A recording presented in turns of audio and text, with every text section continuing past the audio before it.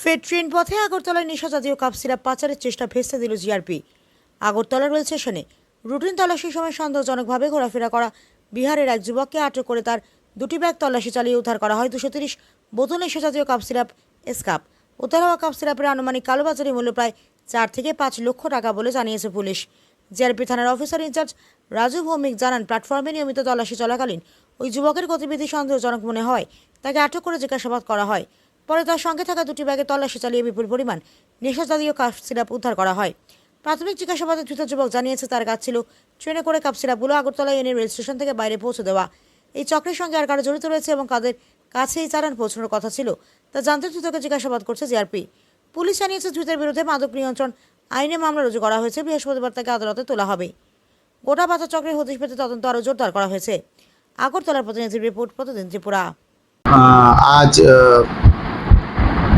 8/7/2026 ইংরেজি তারিখ বিকালবেলা আমাদের Agartala GRPS sub inspector SI মঙ্গল দেববর্মা নেতৃত্বে একটি টিম আমাদের আগরতলা প্ল্যাটফর্মে চেকিং করতে বেরোয় রেল স্টেশনে।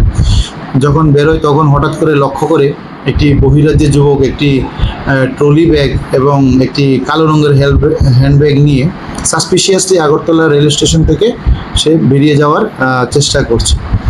তারপর আমরা সঙ্গে সঙ্গে আমাদের স্টাফরা ওকে আটক করে এবং তার ওই দুটি ব্যাগ তল্লাশি করে সর্বমোট 230 বোতল অবৈধ অ্যাসকপ উদ্ধার করতে সক্ষম হয়। তারপরে এগুলি তার থেকে আমরা সিজ করি। এই অ্যাসকপগুলোর বর্তমান কালোবাজারি মূল্য হবে প্রায় 4 থেকে 5 লক্ষ টাকা। প্রাথমিক তদন্তে সে জানায় সে দেওঘর এক্সপ্রেস যে ট্রেন, সেই ট্রেনটি দিয়ে সে এসেছিল।